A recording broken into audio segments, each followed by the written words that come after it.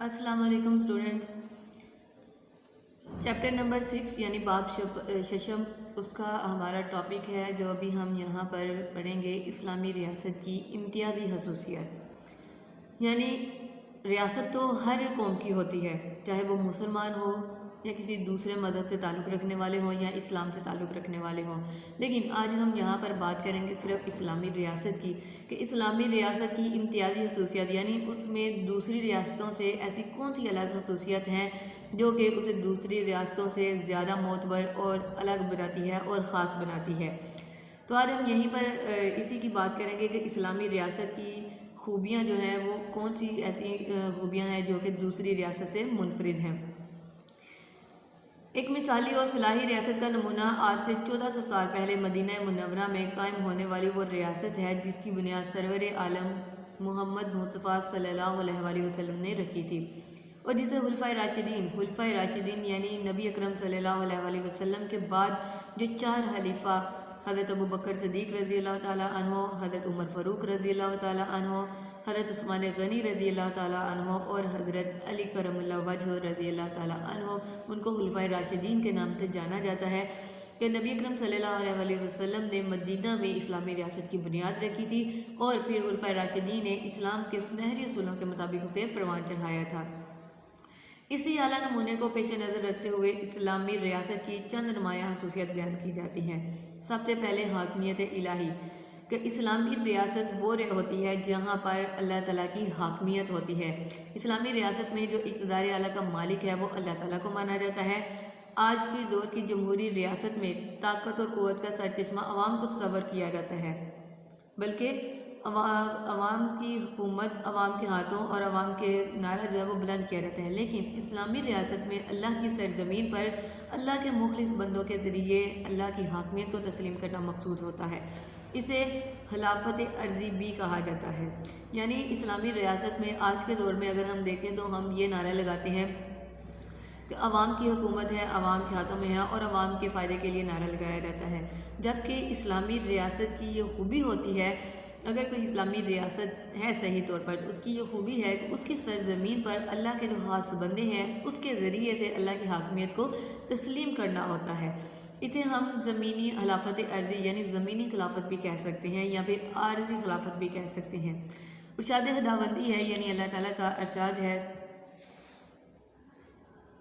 सूरह यूसुफ आयत नंबर 40 में अल्लाह ताला बयान करते हैं, इन्निल हुक्मु इल्ला लिल्लाहि, कि हुकूमत सिर्फ अल्लाह ही को ज़ेबा है। यानी इस्लामी रियासत जहाँ पर अल्लाह ताला को मानने वाले रहते हैं वहाँ पर हुकूमत जो है वो सिर्फ अल्लाह ताला ही की है, क्योंकि मुसलमानों का और अहले ईमान का ये ईमान है कि हुकूमत जो है वो अल्लाह ताला का ही हक़ है। अल्लाह ताला के अलावा अगर कोई इस ज़मीन पर हुकूमत है, खलीफा है या नायब है तो उसकी हुकूमत जो है वो आर्जी है, वो अल्लाह ताला के अहकामात के मुताबिक जो है इस दुनिया में हुकूमत कर सकता है। पॉइंट नंबर 2 पे कानून खुदाबंदी की बालादरी, के इस्लामी रियासत की एक नुमायाँ खूबी ये होती है कि इसके दस्तूर और कानून की बुनियाद कुरान और सुन्नत होती हैं। यानी उसका जो आइन होता है, उसके जो एक शरीयत होती है, उसका जो कानून होता है वो इस्लाम और कानून के मुताबिक होता है।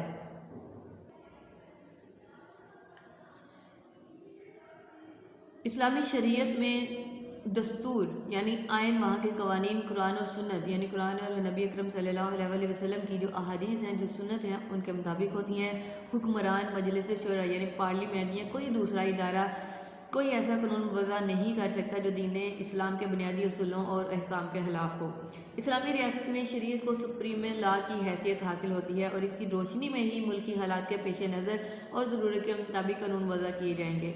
अहकाम खुदाबंदी के खिलाफ कोई हुक्म काबिल कबूल ना होगा। इरशाद रब्बानी है यानी अल्लाह ताला का इरशाद है सूरह अल-माइदा आयत नंबर 44 में, वमन लम यहकुम बिमा अंज़लल्लाहु फ़उलाइका हुमुल काफ़िरून, और अल्लाह के नाजिल किए हुए अहकाम के मुताबिक फ़ैसला ना करे तो ऐसे ही लोग काफिर हैं।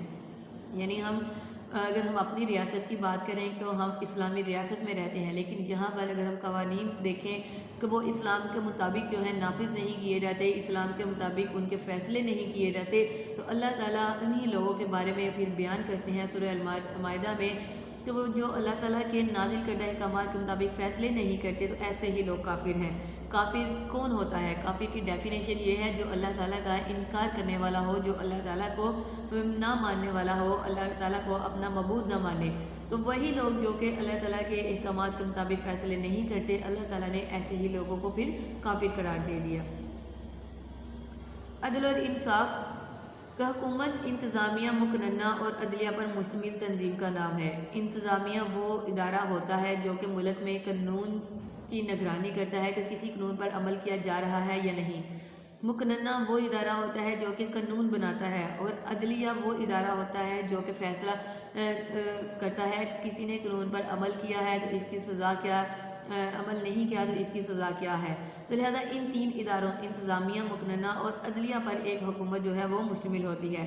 جو اسلامی ریاست میں اقتدار اعلیٰ کا مالک جو ہے وہ اللہ تعالیٰ ہے، قانون سازی کا حق بھی اسی ذات کو ہے اور عدلیہ بھی اسی کے قانون کے مطابق فیصلہ کرے، اپنی کارکردگی پر اسی کے سامنے جواب دہ ہے۔ یہی وجہ ہے کہ اسلامی ریاست کے تمام شہری قانون کی نگاہ میں برابر ہوتے ہیں اور رنگت، نسل یا امارت اور غربت یا قرابت داری عدل و انصاف کی رائے میں حائل نہیں ہو سکتے۔ یعنی اسلامی ریاست میں عدل و انصاف جو ہے وہ قائم کیا جاتا ہے۔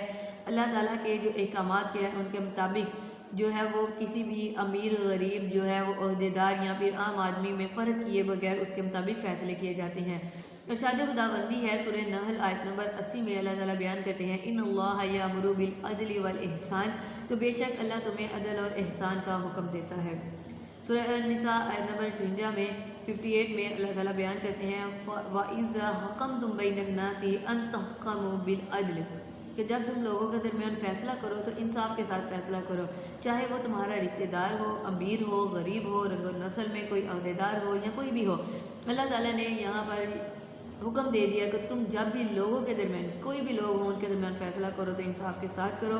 تو لہٰذا اسلامی ریاست کی یہ نمایاں خصوصیت ہے کہ ایسی ریاست جہاں پر عدل و انصاف قائم کیا جائے گا وہ اسلامی ریاست کہلائے گی۔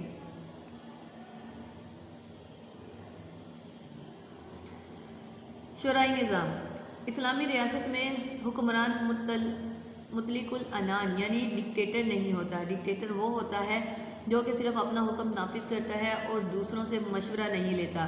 شورائی نظام کا مطلب ہوتا ہے مشورے کے ساتھ چلنا اور لوگوں کی رائے کے مطابق فیصلے کرنا، بلکہ وہ قرآن اور سنت کے اتباع کا پابند ہوتا ہے۔ اگر وہ کسی مسئلے کا حل قرآن و سنت میں نہ پا سکے تو اہل حل اور عقد کے مشورے سے فیصلہ کرتا ہے۔ سربراہ مملکت، خلیفہ یا امیر بھی مسلمانوں کے مشورے سے ہی مقرر ہوتا ہے اور صاحب امر لوگوں کے مشورے سے ہی نظام حکومت چلاتا ہے۔ قرآن پاک میں ارشاد ہے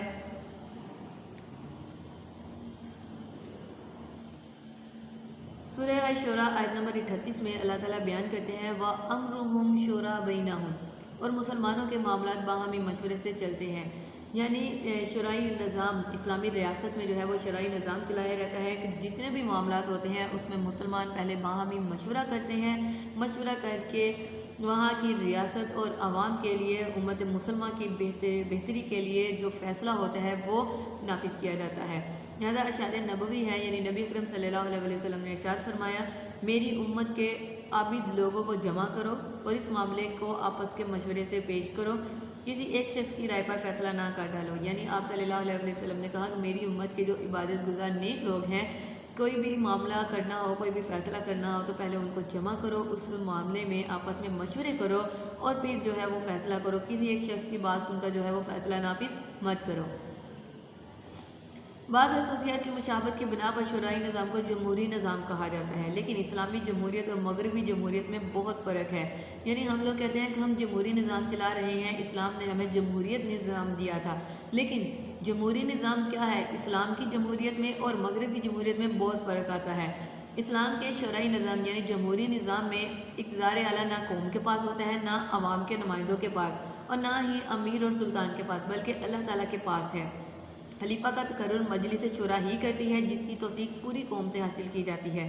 وہ روزمرہ کے مسائل پر بھی خلیفہ کو اپنے رائے سے آگاہ کر سکتی ہے۔ نبی اکرم صلی اللہ علیہ وسلم نے فرمایا کہ بہترین امام یعنی حکمران وہ ہے جنہیں تم چاہتے ہو اور وہ تمہیں چاہتے ہو، لیکن ان کے لیے دعا گو ہو اور وہ تمہارے لیے، تم ان کے لیے دعا گو ہو اور وہ تمہارے لیے دعا گو ہو۔ یعنی جو ہم جمہوریت کا ایک نعرہ لگاتے ہیں تو ہم نے یہ بھی تو دیکھنا ہے نا کہ کیا ہماری جمہوریت جو ہے وہ اسلام کے مطابق ہے یا پھر مغربی نظام کے مطابق ہے۔ ہماری جمہوریت میں جو ہے وہ عوام کی رائے کے مطابق کام نہیں کیا جاتا، تو لہٰذا ہم یہ کہہ سکتے ہیں کہ ہماری جمہوریت جو ہے وہ ایک مسلمان ملک کی ہے لیکن اسلامی جمہوریت نہیں ہے۔ اسلامی جمہوریت کے اصول کیا ہیں کہ امیر جو ہے وہ خود کو بادشاہ یعنی خلیفہ جو ہے خود کو بادشاہ نہیں سمجھتا بلکہ اقتدار اعلیٰ کا مالک وہ اللہ تعالیٰ کو ہی سمجھتا ہے۔ روزمرہ کے مسائل جو مسائل ہوتے ہیں ان کے لیے خلیفہ کو عوام جو ہے اپنا پیغام اپنی رائے دے سکتی ہے۔ لہذا نبی اکرم صلی اللہ علیہ وسلم نے فرمایا کہ بہترین حکمران وہ ہے جس سے عوام چاہتی ہو یعنی جس سے پیار کرتی ہو اور وہ حکمران عوام کو چاہتا ہو، عوام اس کے لیے دعا کرے اور وہ عوام کے لیے دعا کرے۔ تو لیکن اگر ہم دیکھیں اپنے حکمران کو، اپنے عوام کا جو ہمارا ایک ریلیشن ہے، جو تعلق ہے حکومت کا اور عوام کا حکومت جو ہے وہ عوام کے بینیفٹ کو، عوام کے فائدے کو کتنا مد نظر رکھتی ہے۔ تو لہٰذا یہ اسلامی ریاست کی خصوصیت ہے کہ ایسی ریاست جہاں پر یہ قوانین چلائے جائیں گے وہ اسلامی ریاست کہلائے گی۔ اگر کسی ریاست میں کوئی اسلام کے نام پر ریاست بنی ہے وہاں پر یہ قوانین نافذ نہیں ہے تو وہ اسلامی ریاست نہیں کہلا سکتی۔ فلاحی ریاست کہ فلاحی ریاست سے مراد وہ ریاست ہے جو نہ صرف دفاع اور امن و ایمان قائم رکھنے کی ذمہ دار ہے بلکہ عدل و انصاف کے ساتھ شہریوں کی تمام بنیادی ضروریات کی فراہمی کو یقینی بنائے۔ اسلام کا نظام ریاست فلاحی ریاست کے قیام کا ضامن ہے۔ عدل و انصاف مساوات کا جو معیار اسلام نے مقرر کیا ہے وہ دنیا کے کسی نظام میں نظر نہیں آتا۔ اس پر عمل سے معاشرے میں امن اور سلامتی کا دور دورہ ہو جاتا ہے۔ اس میں حکمران آقا نہیں بلکہ قوم کا خادم ہوتا ہے۔ یعنی فلاحی ریاست، اسلام نے جو فلاحی ریاست اس ریاست کو قرار دیا ہے جہاں پر صرف امن و ایمان کی ذمہ داری نہیں بلکہ شہریوں کو تمام بنیادی حقوق بھی جو ہے وہ فراہم کیے جائیں، ان کے ساتھ عدل و انصاف کیا جائے، ان کے ساتھ مساوات اپنائی جائے اور اسلامی معاشرے میں امن و سلامتی کا جو ہے وہ دور دورہ ہو جائے۔ تو وہاں پر حکمران جو ہے وہ آقا بن کر نہیں، بادشاہ بن کر حکمرانی نہ کرے بلکہ خود کو قوم کا خادم تصور کرے۔ تو لہٰذا ایسی ریاست جہاں پر اسلام کے یہ بتائے گئے اصول نافذ کیا جائے گا وہی فلاحی اور اسلامی ریاست کہلاتی ہے۔ جامعہ نظام اسلامی ریاست میں شرعی نظام دنیا کے مروجہ نظاموں میں سے کسی سے مکمل طور پر مطابقت نہیں رکھتا، بلکہ اسلامی طرز حکومت مختلف طریقہ ہائے جہاں بانی کا جامعہ ہے اور ان کی تمام خرابیوں سے مبرہ بھی ہے۔ یعنی اسلام کا جو نظام ہے، جامعہ نظام ہے، بہترین نظام ہے، وہ دنیا کے کسی بھی دوسرے حکومت کے نظام سے مطابقت نہیں رکھتا۔ اسلام کا جو اپنا نظام ہے وہ تمام نظاموں کا بانی ہے، بہترین نظام ہے اور باقی جتنے بھی نظام ہیں ان میں جو خرابیاں پائی جاتی ہیں ان سے یہ مبرہ ہے، یعنی وہ خرابیاں اسلام کے نظام میں نہیں پائی جاتی۔ اگر حکومت کے استحکام کے لیے سربراہ مملکت با اختیار ہونا ضروری ہے جیسے آمریت اور بادشاہت میں، تو اسلامی ریاست کا سربراہ بھی با اختیار ہوتا ہے۔ مغربی طرز کے جمہوری نظام کی طرح چند افراد کے ہاتھوں میں کھلونا نہیں بنتا۔ یعنی اگر یہ ضروری ہے کہ مملکت کو قائم کرنے کے لیے، حکومت کے استحکام کے لیے جو ہمارا سربراہ ہے، جو خلیفہ ہے،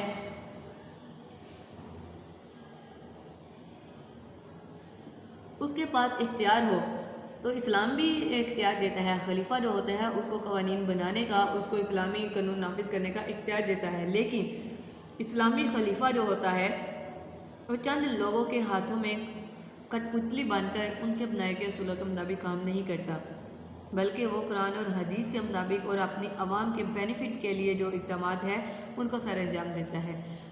اگر جمہوری طرز حکومت میں عوام کو شہری آزادیاں حاصل ہوتی ہیں، اسلامی طرز حکومت میں ان سے بھی بڑھ کر آزادی حاصل ہوتی ہے۔ اشتراکی نظام میں اگر عوام کی فلاح اور بہبود کو اولویت دی جاتی ہے تو اسلامی نظام حکومت میں افراد کی شخصی آزادی اور عزت نفس کا لحاظ رکھتے ہوئے ان کی تمام ضروریات کو پورا کیا جاتا ہے، بلکہ حیوانات کی دیکھ بھال بھی ضروری سمجھی جاتی ہے۔ حضرت عمر رضی اللہ تعالیٰ عنہ کا قول ہے، اگر دریائے دجلہ کے کنارے کوئی کتا بھی پیاسا مر گیا تو عمر رضی اللہ تعالیٰ عنہ خدا کو کیا جواب دے گا؟ الغرض اسلامی نظام حکومت تمام نظاموں کی خوبیوں کا جامعہ ہے لیکن ان کی تمام برائیوں سے مبرہ بھی ہے۔ یعنی دنیا میں جتنے بھی نظام ہیں ان کی جو خوبیاں ہیں وہ تمام کی تمام اسلامی نظام میں موجود ہیں، لیکن دوسرے نظاموں میں جو خرابیاں پائی جاتی ہیں وہ اسلامی نظام میں نہیں پائی جاتی۔ اسلام ان تمام برائیوں سے مبرہ ہے، ان تمام برائیوں سے الگ ہے، ان تمام برائیوں سے اس کی نجات ہے۔ تو لہذا وہ ریاست جہاں پر جامعہ نظام، جو اسلام کا جامعہ نظام ہے، وہاں پر انسانوں کے بنیادی حقوق کے ساتھ ساتھ وہاں کا جو مویشی ہیں، جو حیوانات ہیں، جو فصلیں ہیں، جو زمین ہے، ہر طرح کی جو ہے وہ ضروریات کا خیال رکھا جاتا ہے۔ ایسا ہی نظام جو ہے وہ جامع اور اسلامی نظام ہے۔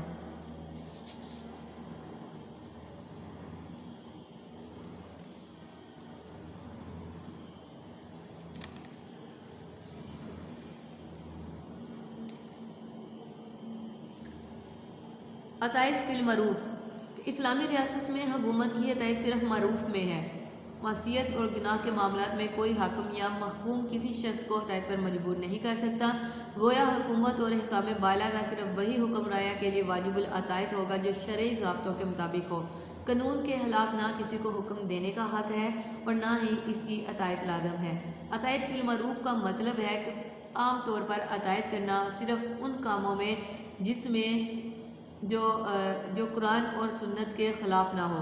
اگر حکمران کا، حکومت کا کوئی ایسا حکم ہوتا ہے جو کہ اللہ تعالیٰ کے احکامات کے اور قرآن پاک کے احکامات کے، سنت اور حدیث سے متصادم ہو، اس کے خلاف ہو، تو پھر رایا پر لازم نہیں ہے کہ وہ اپنے حاکم یا محکوم کی عطائد کرے۔ لہٰذا قرآن پاک میں اللہ تعالیٰ سورہ الممتحنہ آیت نمبر 12 میں ارشاد فرماتے ہیں وَلَا يَسِينَ کا معروف وَلَا يَسِينَ کا فی معروف، اور یہ کہ وہ کسی امر معروف میں آپ کی نافرمانی نہ کریں گے۔ امر معروف یعنی ایسا کام جو کہ شریعت کے خلاف ہو۔ حضور اکرم صلی اللہ علیہ وسلم نے ارشاد فرمایا لا طاعت فی المعصیۃ، اور اللہ کی نافرمانی میں عطائد نہیں، یعنی اگر کوئی حکم دیتا ہے، حاکم ہو، محکوم ہو کہ اللہ کی نافرمانی کرو، تو پھر نبی اکرم صلی اللہ علیہ وسلم نے ارشاد فرمایا کہ ایسے میں تم پر واجب نہیں ہے کہ تم اس کی عطائد کرو۔ طلب اقتدار کی ممانعت، اسلامی ریاست کی نمایاں خصوصیت یہ ہے کہ یہاں مناصب کے حصول کے لیے، مناصب یعنی منصب، کوئی کسی عہدے کے حصول کے لیے جائز اور ناجائز تدابیر اختیار کرنے کی اجازت نہیں دی جاتی، بلکہ حکومت کے تمام ذمہ دار عہدوں کے لائق اور موزوں افراد کا انتخاب کیا جاتا ہے۔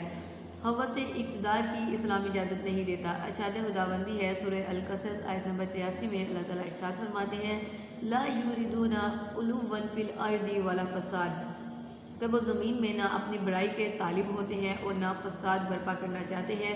ارشاد نبوی صلی اللہ علیہ وسلم نے باخدا ہم اپنی اس حکومت کے منصب کسی ایسے شخص کو نہیں دیتے جو اس کا طالب ہو یا اس کا حریص ہو، یعنی ایسا شخص جو کہ اقتدار کی لالچ رکھتا ہو یا خود کو حاکم اور محکوم بنانے میں وہ فخر محسوس کرتا ہو، یا اس کا جو مقصد ہے وہ صرف عہدہ حاصل کرنا ہو، دولت حاصل کرنی ہو، اقتدار حاصل کرنی ہو، تو ایسے شخص کے لیے جو ہے وہ اسلامی ریاست جو ہے اس کو اپنا حاکم منظور نہیں کرتی۔ اسی بات کی جو ہے وہ اللہ تعالیٰ نے نشاندہی اس آیت میں کی ہے کہ وہ لوگ جو کہ ایمان والے ہوتے ہیں وہ نہ تو زمین میں اپنی بڑائی یعنی خود کو بڑا منوانے کے طالب ہوتے ہیں، طلبگار ہوتے ہیں، اور نہ ہی وہ زمین میں فساد برپا کرتے ہیں۔ فساد برپا کرنے کا مطلب یہ ہوتا ہے کہ نہ ہی وہ غلط طریقے سے، غلط تدابیر سے، رشوت کے ذریعے سے یا کسی دوسرے کے زبردستی سے حق تلفی نہیں کرتے۔ جو شخص جس عہدے کا لائق ہوتا ہے، جس عہدے کی قابلیت اس میں ہوتی ہے، اس کو وہی عہدہ دیا جاتا ہے۔ تو اسی بات کی نشاندہی نبی اکرم صلی اللہ علیہ وسلم نے اس حدیث مبارکہ میں بھی کی کہ حکومت کا منصب یعنی حکومت کا جو عہدہ ہے وہ ہم ایسے شخص کو نہیں دیتے جو اس کا طلبگار ہو۔ طلبگار وہی شخص ہوتا ہے جو اس کو بڑا منوانا چاہتا ہو، یا پھر جس کو لالچ ہو، جس کو ہوس ہو، یا جس کو اس کی حریص ہو یعنی اس کی لالچ ہو۔ تو ایسا شخص جو کہ کسی حکومت کو حاصل کرنے کا لالچ رکھتا ہو، ایسا شخص جو ہے وہ ایک اسلامی ریاست کو جو ہے وہ کبھی بھی قائم نہیں کر سکتا۔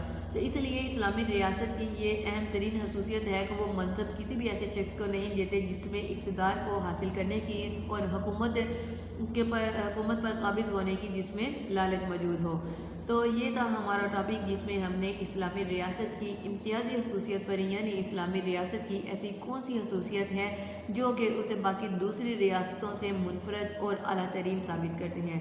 تو ہمارا یہ ٹاپک جو ہے یہ یہیں پر کلیئر ہوتا ہے، ختم ہوتا ہے۔ اللہ حافظ۔ ویڈیو پسند آئی تو لائک کریں، اپنی رائے کمنٹ کریں۔ ایسے ہی مزید ویڈیوز کے لیے ہمارا چینل سبسکرائب کریں اور بیل کا آئیکن دبائیں تاکہ آپ کو ہر ویڈیو کا نوٹیفیکیشن ملتا رہے۔